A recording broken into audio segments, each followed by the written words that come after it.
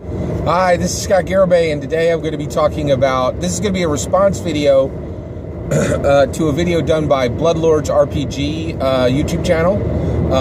The Bloodlords RPG host did a video on the fatal flaw of Dungeons & Dragons, which is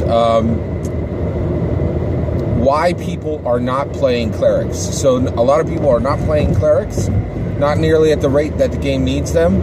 And so Bloodlord RPG expounded on why this is, right? So this is going to be my response to that video and why I think people are not playing Clerics, okay? All right, so first I want to talk about the Bloodlords RPG channel. It's a brand new YouTube channel. But it came out just a couple of weeks ago. But they are stacking up videos like pancakes over there, and the videos are great. I highly recommend heading over to Bloodlord RPG's YouTube channel and checking out his content.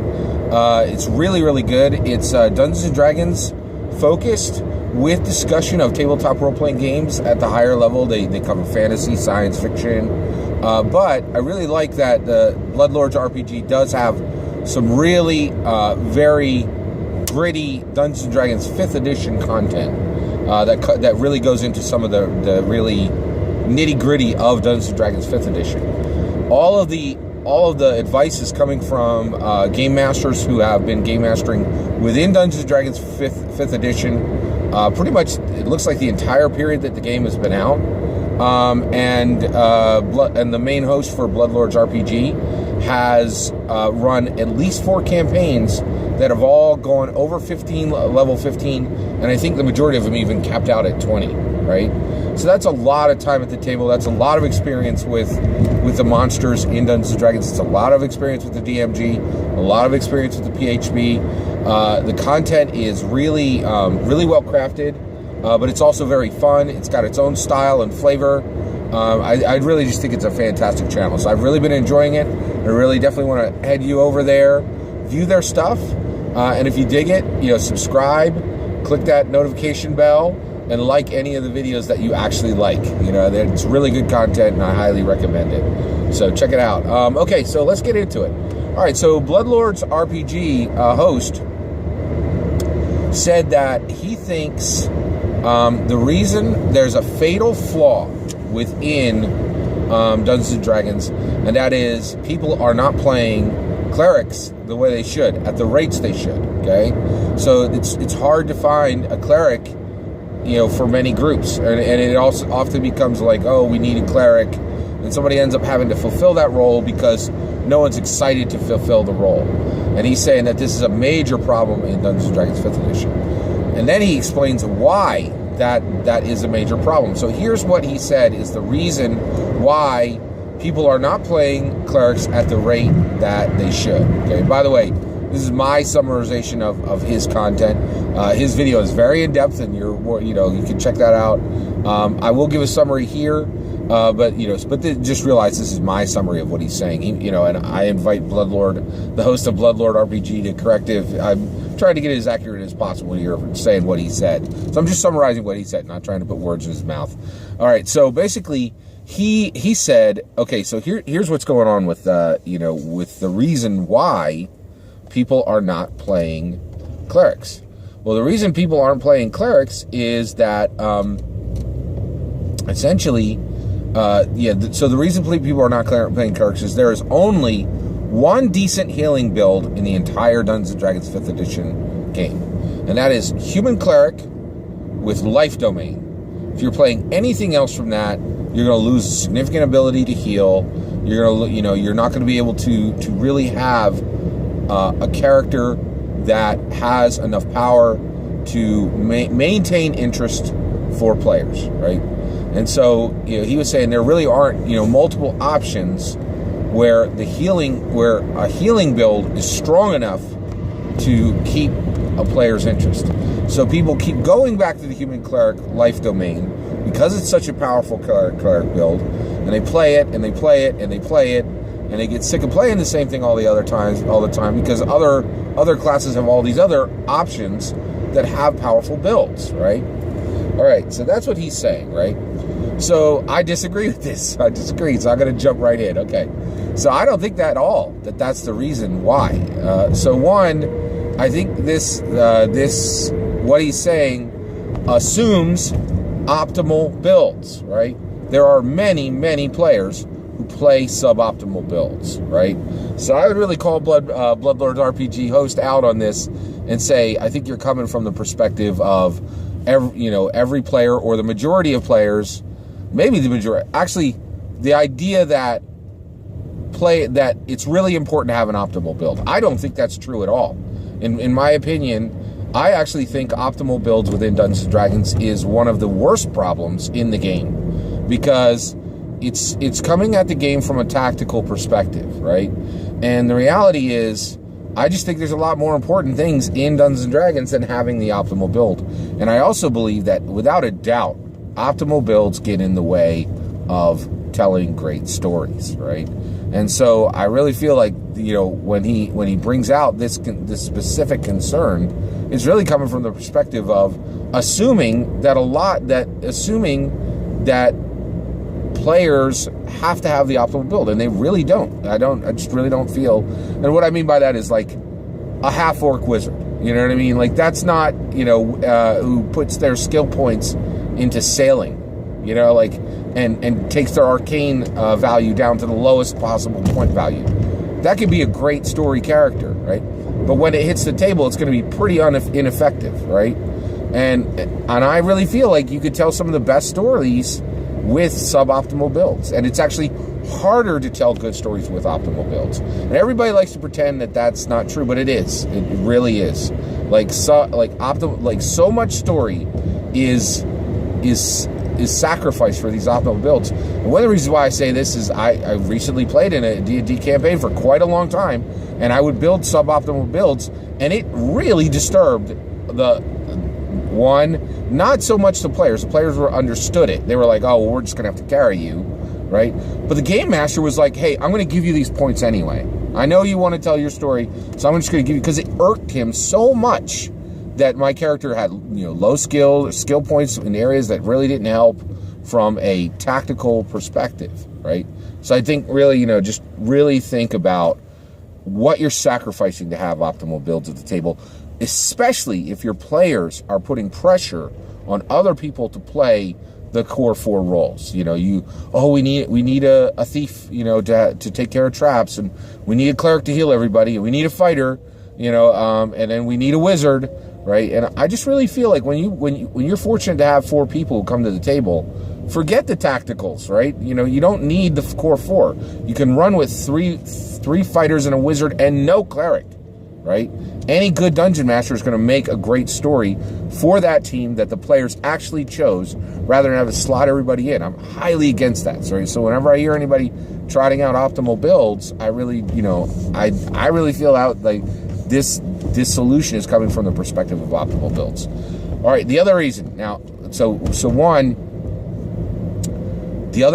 reason why I think people are not playing clerics. I think Bloodlord RPG is 100% right. People are not playing clerics at the rate they should, right? People don't like to play clerics. They're rarely played, and also I think it's almost a crime that so many clerics who are at the table are there because they were asked to play a cleric. One, I don't think you should ask a player to play anything ever, right? Especially the game master, right? The game master should never, ever, ever ask a player to play XYZ, right? And the reason why is it's just a fundamental forgetting of what a dungeon master is. You control every single thing in the world except those player characters. Keep your hands off that one thing you're not supposed to touch, right? So it's just my take on that, all right? So, and I feel really bad for all the people out there who are playing clerics who are just asked to play clerics for not what they really want to play, right? So here's the issue. Here's what's actually the problem with clerics and why people don't play them. It's all about the structure of a cleric, right? So basically, a cleric is fundamentally a sacrificial role. You sacrifice, right? So you go in, so you're playing a cleric, and the guy who stole your family heirloom, your family tunic, 3 adventures ago, you go into a fight with that, with that group. With a group of people who has that person in it, and you're about to take your revenge swing and get your family heirloom back. You're a cleric, right? And you come forward and you have your mace. You're gonna you're gonna defeat the foe, but your buddy falls, right? The fighter falls, and he's into death saves, and he fails his first death save. Right now, he's got 2 checks against him. Right, you have to sacrifice as a cleric. You have to stop and say, I don't care about my family tunic. I need to go save that guy. I need to sacrifice what I want in this game to make sure that everybody else is covered. And you need to do that all the time, right? Virtually all the time. There might be a respite here and there, but generally, clerics are sacrificial play. You need to be a player that sacrifices, right? Sacrifice isn't fun. It takes it takes a person who really has control of their own desires and can suppress those desires to put forward and really play a sacrificial character. So I think clerics are fundamentally sacrificial characters. Excuse me. All right, so that's one. The other issue is they are divine, right? The power source for healing comes from divinity. This is weird for a lot of players, right? So methodological naturalists versus metaphysical naturalists. Metaphysical naturalists believe that natural events have natural causes, and there's nothing beyond those causes. Methodological naturalists believe that natural events have natural causes, but there are things beyond those natural causes. There is a supernatural, right? Metaphysical naturalism is growing like crazy today, right? There's tons of people who believe natural events have natural causes and there's nothing beyond those natural causes. That is growing so fundamentally that Dungeons & Dragons had to take and say, oh, by the way, you can play a divine healer, a cleric, but have no source for your divinity, no actual deity for your divinity, right? Well, that's a dodge, and everybody knows it, right? And it's weird, right? And everybody knows that's just, it's a bolt-on. It's bolted in, right? It's not actually smooth on the surface. It doesn't actually work. It's an excuse, and it's lame, right?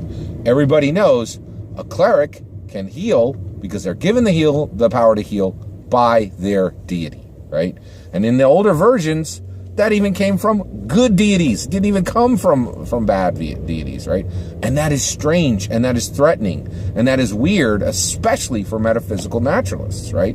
And there are a ton of metaphysical naturalists today. By the way, the vast majority of metaphysical naturalists, I would say the majority. There's a significant number, I think, of metaphysical naturalists that do not know they are metaphysical naturalists, right? But it's just people who are like, I'm not a methodological naturalist, right? The idea of divine source for my character's abilities is strange, right? That's really odd for a lot of people. That is a bridge too far for some people. So it's another reason why clerics are often not played, right? So basically, that is really a significant reason why they're not played. So I think those are the really main 2 chords. Chords is basically the divine connection is strange for a lot of players, and it's an absolutely a sacrificial build, and it takes a very, very special person to play a cleric, right? It really takes, I think, literally an unselfish person to play a cleric, and our entire culture. By the way, I'm talking. I know I have some international viewers. I need to be super clear. I really am coming from an American perspective, and that's just because of what I know. It's what I play in every day. I have I hope it's a little embarrassing. I have never been outside of the United States, so I really cannot speak to anybody's experience beyond the American experience. But when I'm speaking about the American experience, well, I do know the American experience. I've played all over the United States of America, and so I am really coming from that perspective when I'm saying, and in America, our culture is not, it's just not structured around selflessness. It really isn't. So my point is, Bloodlore RPG host, if you think that it's hard to find a person to play clerics and people aren't playing them, you're absolutely right. It's incredibly hard to find clerics But the reason it has nothing to do with the optimal builds, it has to do with how difficult it is to find a selfless person in America, period. I think that's the real reason. Because, overall, clerics require selfless players, selfless people who are comfortable with there being a divine source for healing. And that's a high bar, man. That's not just swinging a sword, right? That's not sneaking out of the shadows. That's not casting a fireball. It requires more, right? Now, there's one other point I wanted to talk about from Bloodlord RPG's host's video, and that was he got into, well, why don't we just put healing over on the wizard side? That is a crazy idea, right? And he's saying, and the reason why is there's no reason in the world that a wizard should not be able to have healing within their sphere, right? That is insane. Like that's crazy, right? So I heard that and I was thinking like, no. Okay, all right. Bloodlord RPG host is not crazy. I thought this particular opinion was really out there. Here's why, okay? So let's get into it. All right. The fighter, okay? So yeah, here's the issue.